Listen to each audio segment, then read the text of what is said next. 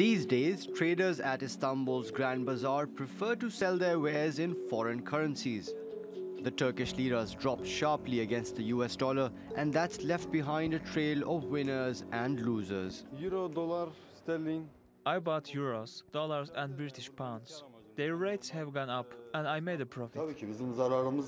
Our rent is calculated in dollars. We have lost a lot of money because of the currency weakening. But the impact of the depreciating lira is much more widespread.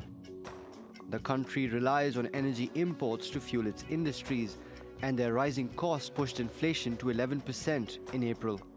The central bank stepped in on Wednesday night, hiking its interest rate by 300 basis points to 16.5%. That helped the lira pull back from a record low against the US dollar, but the currency remains under pressure. Turkey is preparing to hold elections next month, and President Recep Tayyip Erdogan says the government's planning other measures to rein in inflation and calm currency markets. I say this once again, the developments in financial markets have nothing to do with our economic realities. However, there is no problem we cannot cope with. Turkey gives importance to macro-financial stability. We will take measures to lower inflation and decrease the current deficit through different means after the election. Analysts say the pressure on Turkey and other emerging economies will likely remain as the cost of borrowing rises in the United States. There's no doubt that dollar liquidity is tightening, and that's one of the reasons why you're seeing credit spreads widen. That means the Turkish government and central bank will have to use an arsenal of measures to sustain growth and make sure prices don't spiral upwards. Mobin Nasir, TRT World. Earlier, we spoke to Taha Arvas, a Turkish financial columnist at the Daily Sabah newspaper. He says investors want to see more details of how the government is planning to reform the economy. I think they needed to hear some reassurance from policymakers, and I think they got that. It may have been a little too late, and I think we need to kind of accept that raising interest rates by itself won't be enough, because this is a period of dollar strength globally.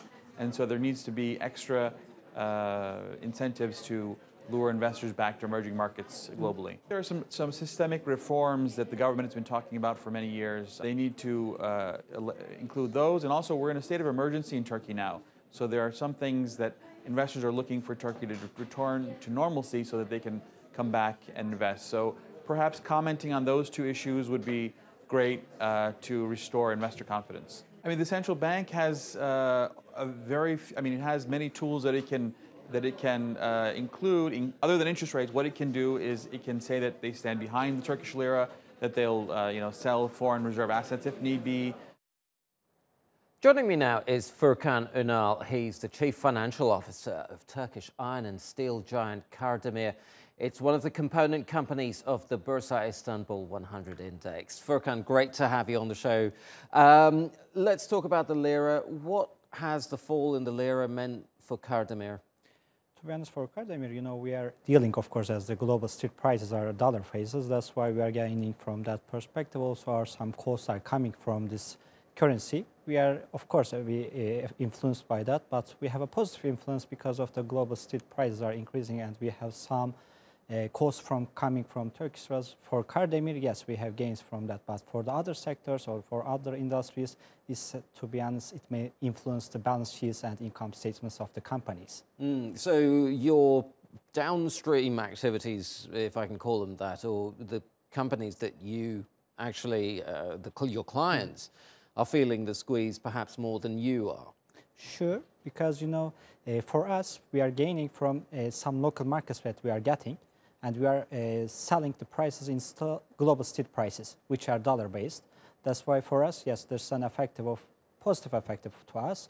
But on the other side, as you estimate, the companies which are importing may get influence about that Turkish lira's negative weaknesses.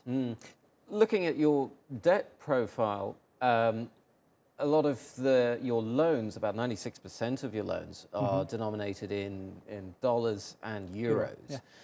How does that affect you? For us, we structured it very basically, which means that we did it in a positive way, which we are putting our cash and cash equivalents, and we are getting down we are getting as a little bit smaller leverage for that, because we are gaining from, we are creating EBITDA margins, and we are gaining, from our paying our debts, and that's why for the last year and this year we are gaining from that, which means we had previous that FX currency risks, but we gained a positive effect from that way. You also are part of the annual Istanbul Economic Summit, which means that you're speaking to a lot of other companies as well in a whole load of different sectors. How are they coping with the fall in the lira? To be honest, unfortunately, there may be some effects on that, because of the balance sheets will be weakness. But I fully believe in that the Turkish Central Bank, this is a kind of snap election period.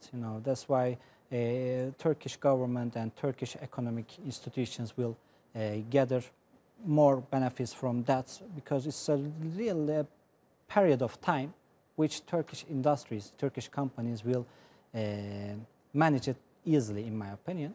This is way. The second way, yes, this Turkish lira's effects on balance and income statements, not only for that, but also the importing companies will be influenced about that. After the elections, we are waiting for the elections now on. After the elections, everything will be smoothly better. What do you think should be the response of both the central bank and the government? Do you think it should be to tighten monetary policy, or do you think monetary policy should be let loose? We are living in an open market. Turkey is a very democratic country. We are in one of the best open market in the world, I can say. That's why, which we need to, tighten, open, central bank policy. There needs to be, they need to be so open. They need to be not late for some decisions. That's why, unfortunately, this, in my opinion, as an economist and investment banker's perspective, it was a late decision. But I think Turkish Central Bank has other opportunities, other instruments that they will use soon. And we are going to gain this and win this situation as soon as possible. We're going to have to leave it there. Thank you very much for joining us today. Furkan Unal, CFO of Kardemir, the steel giant. Thank you. Welcome.